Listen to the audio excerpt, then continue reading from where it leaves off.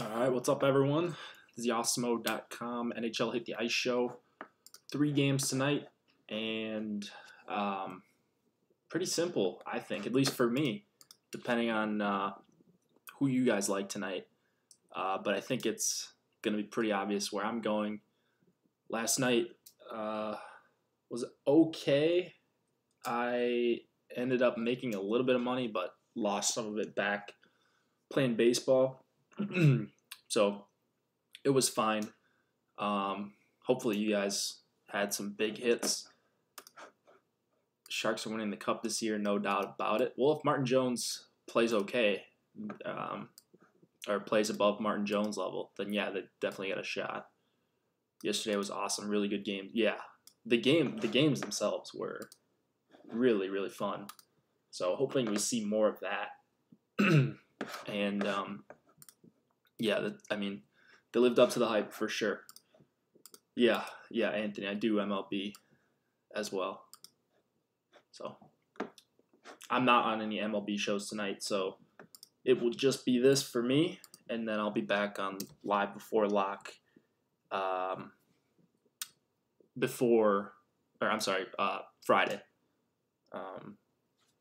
I'm getting tweeted at. Okay. Well, looking at, I think I've got Rewind pulled up. 410 was last night. I wanted to see the contest data just to see what ended up taking it down. Oh yeah, a sub of ours. This guy, I don't know how to say that, but he's a sub. He posted this in Premium Slack this morning. So pretty cool. You see some familiar names, especially this guy, Testosterone. Again, nothing flashy here. Correlated goalie, Islanders 1, Vegas 2. I was on all these plays. I'm surprised Testosterone was on Ryan Ellis because he's not on the power play. So maybe he's playing more guys that aren't on power plays, more defensemen. Usually just plays power play guys. So I don't know. Maybe Testosterone switching up his strategy a little bit, or maybe it's just that the power play guys, they grade out the best for him, which makes sense. I mean, it's a bunch of extra opportunity to score goals and get assists and stuff. But yeah, people did pay attention to Ellis at 4K. So I thought we'd make it a little bit lower owned. 11.4% though. You could still deal with. You see that he did okay. Slewfoot, same lineup. Yeah, same lineup. Slewfoot was running full stacks. Where are the power play stacks? Man, Slewfoot's always got me guessing. Yeah, full stack there. Full stack. Interesting. On a 5-gamer, I would think you would be more likely to not full stack. But what do I know? I haven't done a ton of studies on Slewfoot, or just looked at his lineup for a bunch of slates. But it seems like when he does win a lot, it is with unconventional stacks, with power play stacks and such. And when he wins, he's just all over the leaderboard. Same kind of thing with baseball. Yeah, interesting. I didn't see that. A lot of full stacks for him, which I'm not really used to. Oh, here we go. Here's a power play stack. Okay. Couture, Pavelski, Tomas Hertl, Brent Burns. Okay, so maybe I'm not completely losing it, but back to 3-man even strength stacks here. Okay. Well, 3 games tonight. I had SJ1, Tampa Bay 3, Burns, and Binnington and Pietrangelo. You did okay then. Jay Thomas in Premium Slack. You did okay. All right. Let's just go through these. It'll be probably a pretty short show just because there are only 3 games. If anybody thinks of anything they want me to go through in Fantasy Cruncher or whatever throughout the show, just pop it in chat, YouTube, or the Slack. I've got both of them pulled up, so I'll get to you. We don't have a ton of people asking questions. We probably won't for the playoffs, so it'll just be, again, a small crew.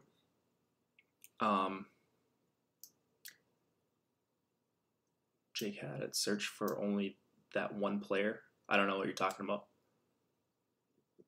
Oh, Miro? Heiskanen? Yeah, I didn't end up with as much of him as I would have liked to, obviously. But even like 10%, I think you're okay. They took away one of Heiskanen's goals. Turns out Radulov tipped it. Yeah. Striker, you got to coach all night? You're not going to be able to watch? That's too bad. I think your Bruins are going to be okay here, though. Like Leafs, Caps, Flames tonight. I disagree on 2 out of 3 of those. They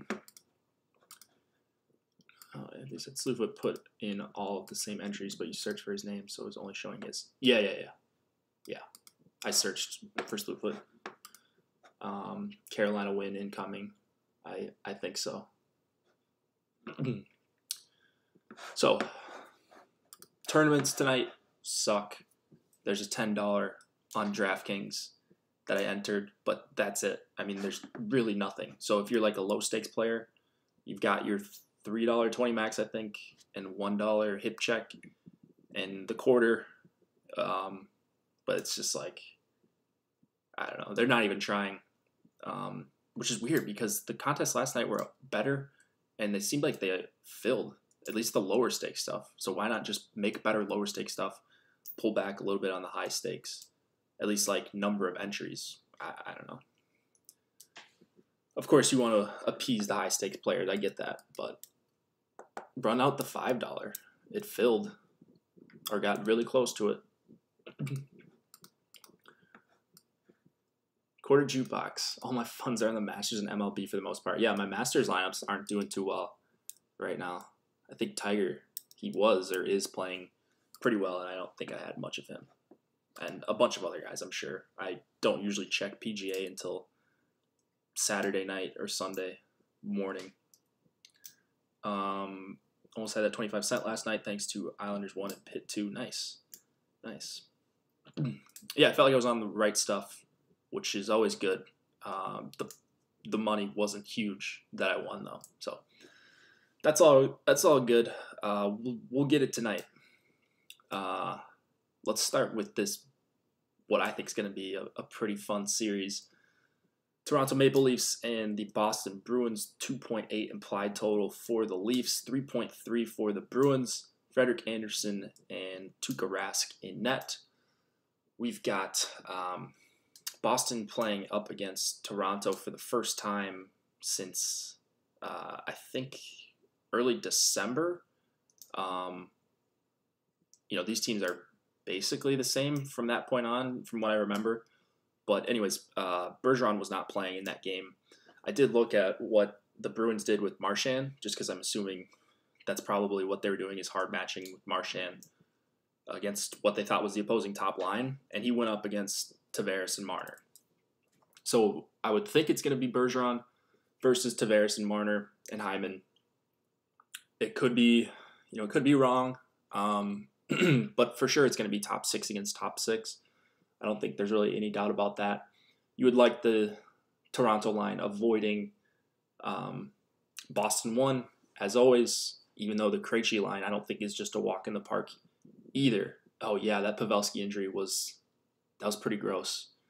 What a warrior coming back, mouth all bloody and stuff. Yeah, Burns owes him a dinner or something. Man, he really messed up his mouth. Okay, so here I think on the Leaf side, I do side with the second line compared to the first. That will be reflected in ownership or my exposures. I also like the third line quite a bit. For the Leafs, just Toronto's pretty deep. I think Boston's pretty deep as well. So there's no easy matchups, I don't think, for Toronto here. But they're probably going to avoid, for the most part, lines 1 and 2 for Boston, and they're cheap. Kadri's out as a really good value for me. Same thing with Osmo, it looks like. And Marlowe was coming up for me a little bit. But I think Nylander's a fine value as well at 4,500. So I think I would disagree with Alex on the D value there. I do like, I do really love Boston 1 just as a line. I think here they have the advantage over whichever line they go up against. The only issue with them, and it's going to be the only issue with them as far as they go in the playoffs, as far from a DFS perspective, is just can you fit them in with a bunch of other good stuff? And for me, I like to pay up for expensive defensemen, Krug being one of them. I'm sure Riley at some point during the series, there will be times where you can spend up for him, but Dougie Hamilton, we've got Carlson on the slate, we've got Mark Giordano on the slate as well. So I'm not getting to a ton of Boston 1. I would assume they're going to be a top 3 owned line on a 3-game slate. There's just a finite number of lines you can fit them with if you do double stack. So if you are double stacking, just play the combos with who you can fit. Spend down at one or both of your defenseman spots, and I think you're going to be okay. For me, I am kind of going elsewhere. I'm going to be underweight, so that's pretty much a lock. But when I do play them, I'm going to try to get a little bit different. I'm testing out this 3-2-1 strategy that we have been talking about on and off, that Alex has been doing with his lineups, especially on shorter slates. So I'm going to have some 3-2-1 lineups tonight, and a lot of them are probably going to be Bergeron, Marchand, Pastrnak, and then, maybe you take 2 guys on a third line, a nice one-off elsewhere, and you still have a little bit of salary left to pay out for some decent defensemen. Talked about second, third. Tavares line is underpriced, but they're priced like they're going to go up against Bergeron. So that's the issue. Same thing with the Matthews line. So I think I do side with the Matthews line, just to reiterate. Like this third line for Toronto, not really crazy about Morgan Riley. Would be more likely to use him in a home game here against the Bruins. They're just so tough for me. I hate targeting against them. It's a 3-game slate, so obviously you have to if you're playing a bunch of lineups. I'm playing 105 or whatever the max is in the quote-unquote big tournament. So yeah, I'm going to have some Leafs. It's going to be a lot of second and third line, though. The defenseman here, McAvoy, is coming up as a pretty solid value for me. The minutes aren't the same as they were when all these guys were out, when Krug was out, and I think Chara was also out. But I still think McAvoy is fine playing the second power play. He's going to have way lower ownership than Boston 1, and you can play them with Boston 1, I think, because they're probably going to skate a ton with the Bergeron line at 5-on-5. So maybe some sneaky correlation there for McAvoy and Boston 1. Of course, Krug is the power play guy, and he's got the way more upside. It's just, for me, it's hard to imagine a scenario in which Krug goes off without Boston 1 going off. So if you can somehow do it, play Krug with Boston 1, I probably won't have a lot of Krug one-offs. So, like I said, I'm going with a mixture of different lineup constructions tonight. Not just the traditional 3-3 that I've been running for the past few months. So, let's move it on to the next game, my favorite game. We've got the Carolina Hurricanes and the Washington Capitals, 2.6 implied total for the Canes, 3 for the Caps. Peter Mrazek going up against Braden Holtby. All right, so this is the spot for me tonight, and it's not the Caps. Maybe it's the Caps. I mean, maybe they can be okay here. I'm just all over the top line for Carolina once again. You guys are aware my feelings for this top line, and they just are perpetually underpriced. Here, even more so, the Caps don't have good underlying metrics. If they go up against Backstrom, that doesn't matter to me. Like, the Backstrom line isn't great defensively at all. So, especially with Ovechkin and Wilson on that line. So I love Carolina 1. They're going to be by far my highest exposed line. And that's going to be how that's going to go. I am playing a bunch of Aho, Niederreiter, two-mans when I'm doing the 3-2-1 as well. So Carolina 1, those three skaters, very likely my highest owned skaters on, highest owned forwards, I should say, on the entire slate. So I don't know. I just think Carolina's a better team, honestly, than the Caps. And I think they have the best line. I mean, just going by the numbers, they have the best line here. The Caps are probably more efficient, or not probably, they are more efficient with their scoring chances and stuff, and they've got Ovechkin, so I'm not going to be mad if anybody says that that's a better line or whatever. The Caps do have the advantage on the power play, but at 5-on-5, I think Carolina 1's going to carry the play against whoever they're going up against. I don't see how any of these Caps lines can shut them down. So I will be playing them however long the series goes. You're probably going to hear me talk about them every single time, unless they just start getting caved out of nowhere. But not expecting that. I'm expecting them to generate a ton of chances, 5-on-5, top power play as well. You guys know my spiel at this point. The second line, I also think is okay for Carolina. Like I said, I don't think there's a bad matchup against this Caps team right now. So Stahl, Furlan, Teravainen, I know they have some pretty good numbers. I think it was with Furland. I'm thinking of Stahl, Teravainen, and someone. But actually, let me check on this just a second, and we will move on after this. My favorite line on the Caps is probably the Backstrom line. So, super hot take, play Backstrom, Ovechkin, and Wilson. That's what I will likely be doing. They'll come up in some two-mans for me, mostly Backstrom and Ovi. But I will have a couple full stacks of Washington 1 as well. They're just such big parts of the power play.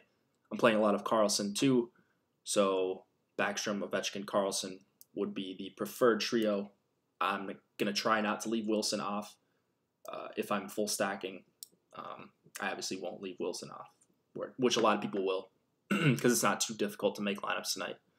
That's my only issue with Carolina 1, is that it's so easy to make lineups with them tonight. So I'm hoping that they're on the road, 2.6 implied total. That's the tied for the lowest on the slate. I'm hoping people are off them, and by off of them, I think they should be probably the highest owned line on the slate, and I think they're going to be like the 4th or 5th highest owned line on the slate. So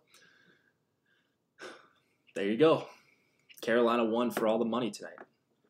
I'm trying to check on this Furland, Teravainen.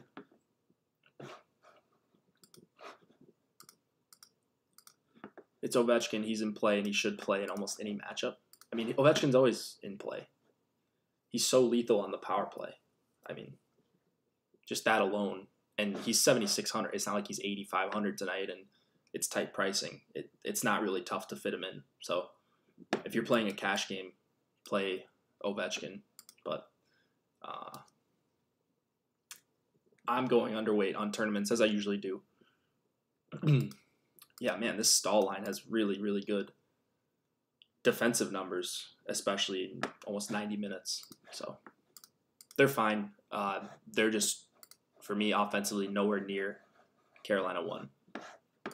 I like Eller, Vrana, Eller, Connolly as a two-man quite a bit. So probably will have the least exposure to this Hagelin, Kuznetsov, Ovechkin line.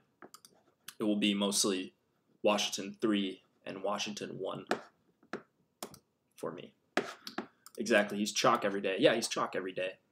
On a 3-game slate, I'll do this just because I always do this. But like when you start to make lineups, like let's say you like Carolina 1, and you like Calgary 2. Okay, now you put in whatever. You put in Dougie. You put in another top defenseman. Let's say you like Krug. Okay, now you've got 8,100 remaining instead of Kachuk. Or, you could take out this defenseman. You could put in McAvoy instead of Kachuk. Oh man, why don't I just get up to Ovechkin and just pay $7,600 for a goalie? I don't know. I think that's gonna be what people are gonna do. So they usually do that in short slates where it's soft pricing. I like that it's soft pricing, especially for a short slate, because it makes people less likely to stack correctly, I think. At least the majority of people. The sharp people will be doing it always. Caps 3 lock in, thank me later. I do like Caps 3. I think I agree with you, Dante, in Premium Slack.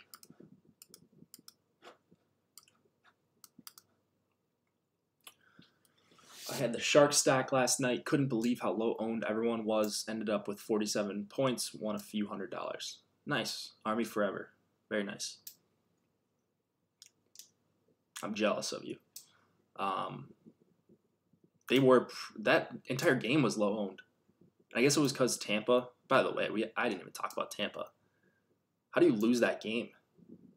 Bobrovsky? I didn't watch a ton of it. I just assumed. I know it was kind of a shorthanded goal and then a breakaway, but you cannot lose that game. Up 3-0. Man, I couldn't believe that when they started coming back and they tied it up, and then all of a sudden they turned the channel and Seth Jones had just scored. What was Torts' speech, Ryan? I didn't see it.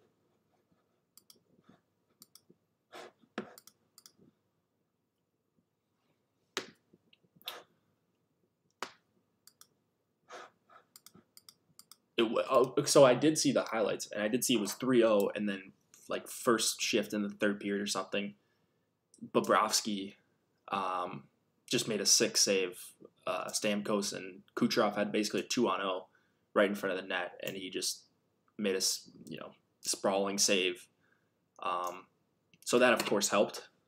That can be a big boost in just like morale for a team, and they didn't score until like midway through the second, late second.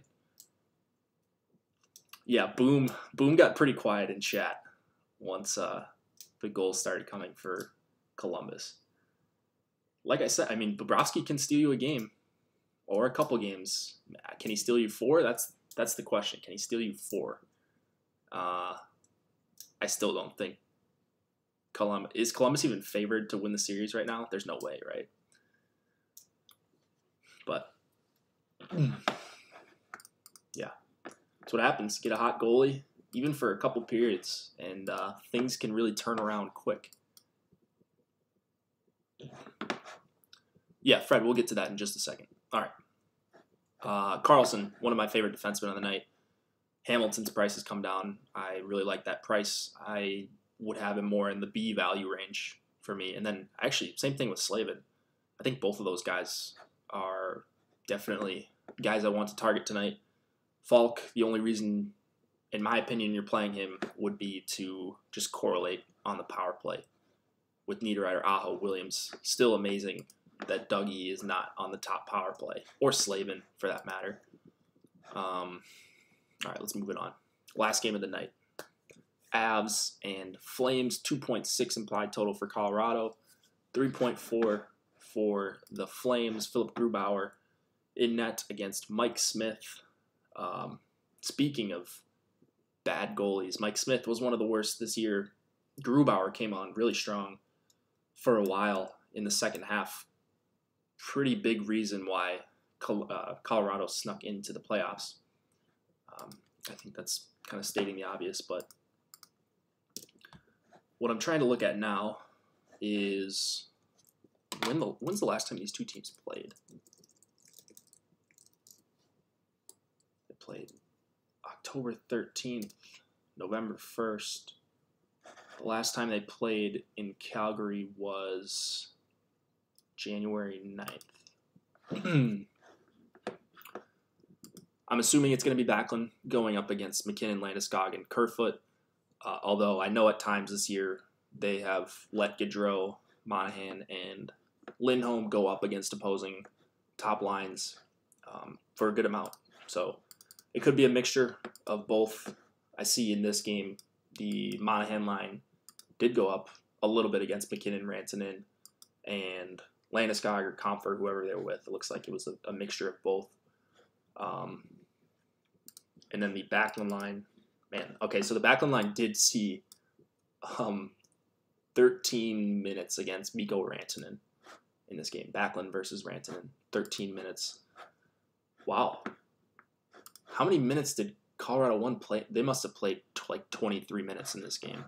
That's outrageous. For me, if it was me, I would want to match Backlund against McKinnon, Landeskog, Kerfoot.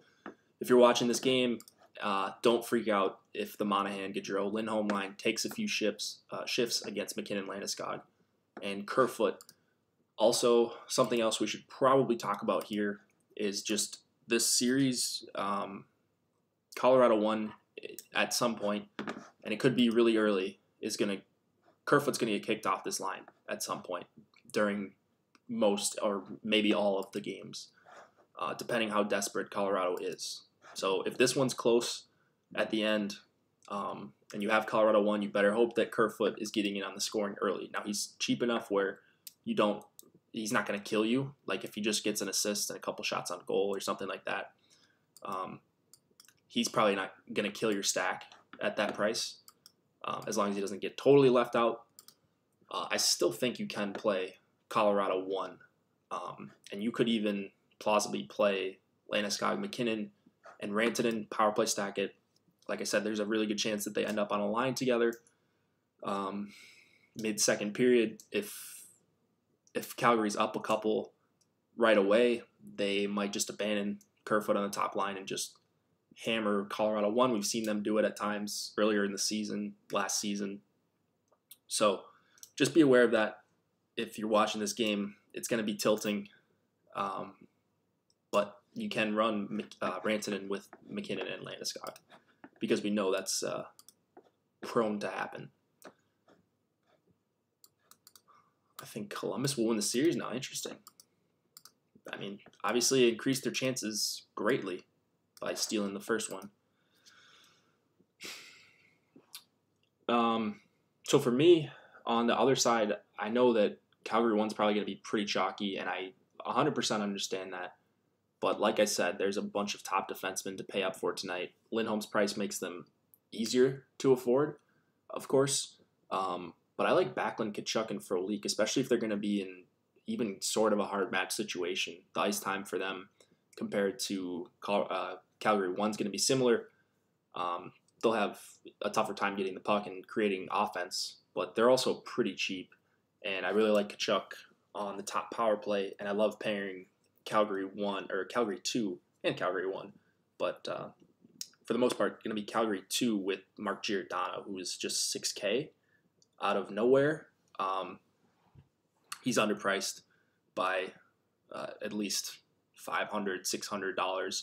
You could argue he should be Burns' price, honestly. Colorado, a team that doesn't have a great kill and takes a lot of penalties throughout the entire season. So just like the nut combo for a guy like Gio, who's going to play 25-plus minutes. He's going to be on the ice in empty net situations. He's going to take a ton of shots at even strength. He's going to take a bunch of shots at the power play. Giordano's going to be my highest exposed player. That's not going to be a secret. That's what I almost always do on a slate like this. I go heavy on one or two defensemen. He's going to be one of them. I just don't understand. I don't see how he fails here. Like, he kills your lineup. So he's also going to play with Calgary 1 some. He's going to play with Calgary 2 a bunch. Power play correlation goes with either line. yeah, it's a really, really good spot for Gio. Could get the Brody troll game. That wouldn't surprise me. Feels like every time I go super heavy on Giordano, Brody gets 2 assists. If you're going to a cheap defenseman, Fantenberg is a guy I'll take a couple shots on. Yeah, thanks, salty old man. I appreciate that. If you guys do want to like this, that does help me out, helps us out. So if you want more free content this year, the end of next year, or the start of next year, which is only like 6 months from now, feel free to give us a like. Yeah, we'll get to that in just a second, Jeff. So, like I said, Calgary 1 probably going to go a little underweight. Calgary 2 going to be over. And then going to play McKinnon, Landeskog, and Kerfoot a bunch, and hope if I have lineups that are cooking and they're with Colorado 1, who's going to be pretty, not unowned, but I think they'll be Kerfoot's going to be like a 10% owned guy, maybe 13%, something like that. You just hope that they get there earlier. Kerfoot scores a goal, and then you can kind of deal with McKinnon, Landeskog being with Rantanen at some point during the game. Someone asked if I like Brody. I don't really love Brody. I just don't have Calgary being that great of a matchup. I think just in a vacuum, whenever Tyson Barrie, did I say Brody? Whenever Tyson Barrie is 5,400, I think he's probably okay to play, just because he is a guy that does have upside on his own, and he has been shooting quite a bit over the last 20, 25 games, which is a sample I like to look at because guys' situations change, guys go out and stuff, so I like to capture the 20-ish game mark and just see how guys are faring, see if there's a spike in something or a huge drop. Burns had a little bit of a drop, and that's why he wasn't projected super well, or like a lock type in my projections yesterday. But Tyson Barrie is a guy that has been trending upwards for me. So I wouldn't have him as a D value.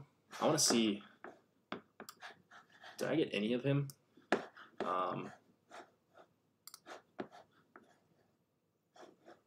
Let's see what I ran in my last one. Yeah, I got 10%. I mean, that's fine. So 10% of Tyson Barrie. Not making a big stand on him. That's probably going to be around where he's at. Patty Nemeth. E value, no respect. Can you guys see that? I don't think you can. But Nemeth is down here. He is an E value. I'll bring this up for you. I think you can probably see that now. That's all right. I mean, you don't have to play Nemeth tonight. You don't need to. I think if I'm punting, it is Gerard. Very clearly my punt option on Colorado. Like I said, Fantenberg on Calgary. I'm just not a Rasmus Anderson guy. He just doesn't really do much in terms of shots and blocks. Can you guys see it now? Or no? How about now? No? All right, well, I don't know how to fix that.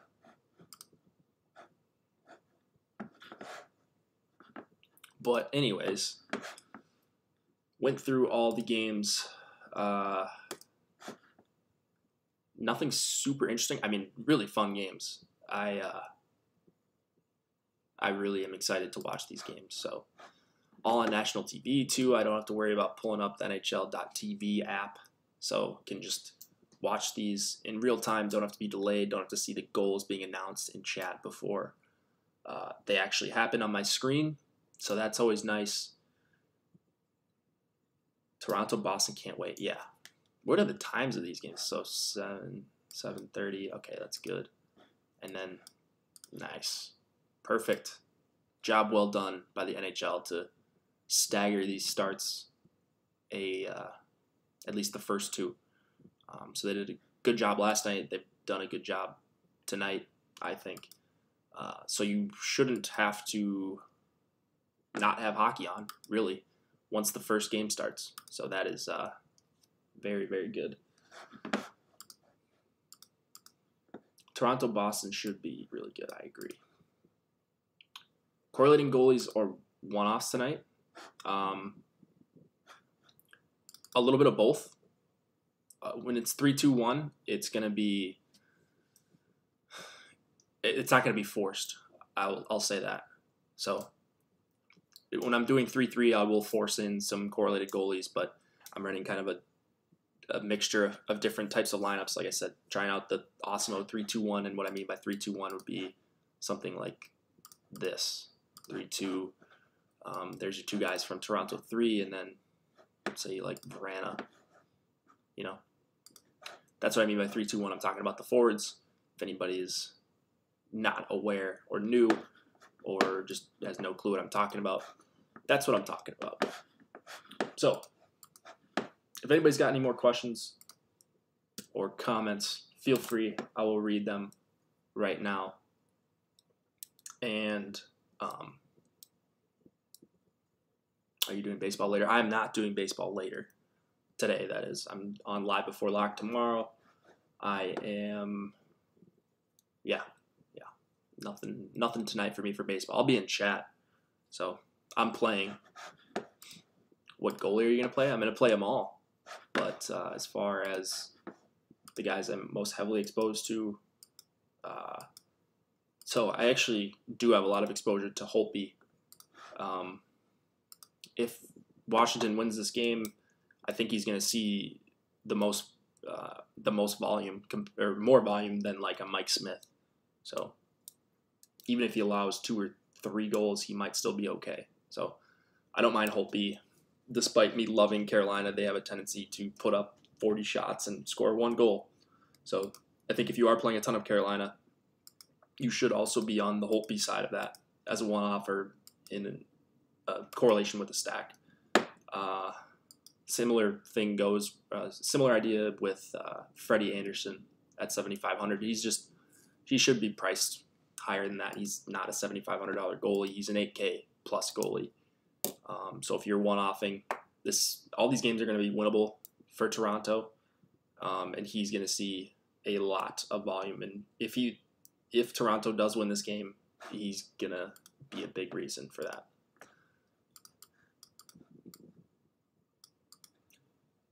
Rask for sure, but who else? I mean, like I said, I'm playing everyone.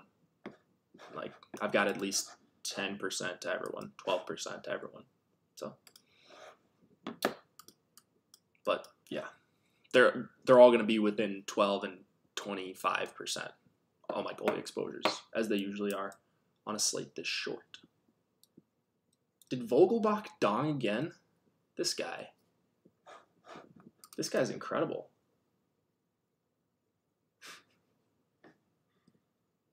What's happening to Justin Rose, or who did someone say?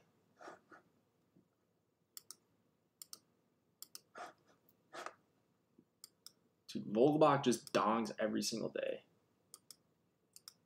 He's roiding? I don't know. I mean, does he even need roid? Look at how big he is already. So I see Jason, our buddy Jason, tilting on Twitter. All right, that's probably enough for today. I'll be back tomorrow. I think we've got a 4-game slate for the next 3 or 4 days after this. And then, like I said, I will be on Live Before Lock. Use promo code HITTHEICE if you do want to get 50% off your first month of Osmo.com Premium. Baseball, hockey, basketball, we've got it all. So go check out the packages. Feel free to give me a like.